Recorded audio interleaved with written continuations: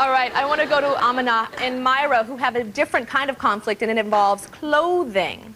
So, Amina, why don't you tell me about your clothing and why you choose to wear what you wear?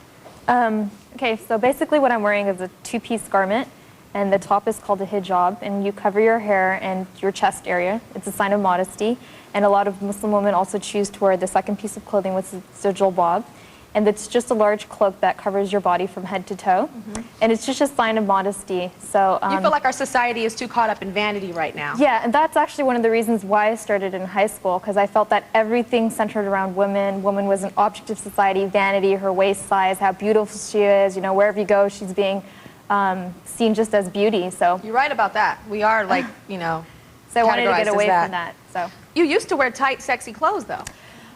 I don't think sexy, but I used to wear, you know, just regular, normal clothes like an American person, tighter jeans, you know, what's in style. And I didn't feel as comfortable as a Muslim woman wearing those type of clothes. I felt like I lost my identity.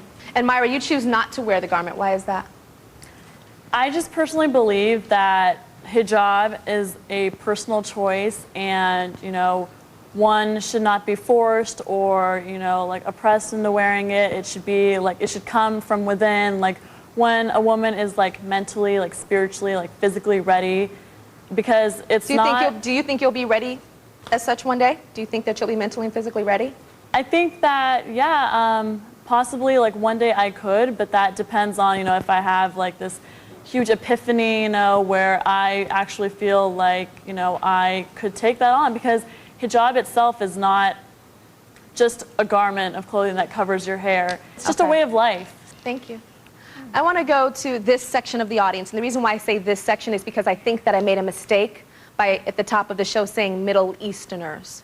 So can you give me the right terminology? Because this is what today's show is all about sensitivity and saying the right things. So who wants to give me the right terminology? Why don't you stand up? Why don't you have a stand? Oh, I was just going to say that, you know, I noticed how the audience was broken up in different ethnic groups. And when you look at this group right here, you see people of different faces, different colors. And one thing I want to distinguish that, you know, being Muslim does not mean you're Middle Eastern. Middle Eastern's are only 14% of the Muslim world, which is a very small majority.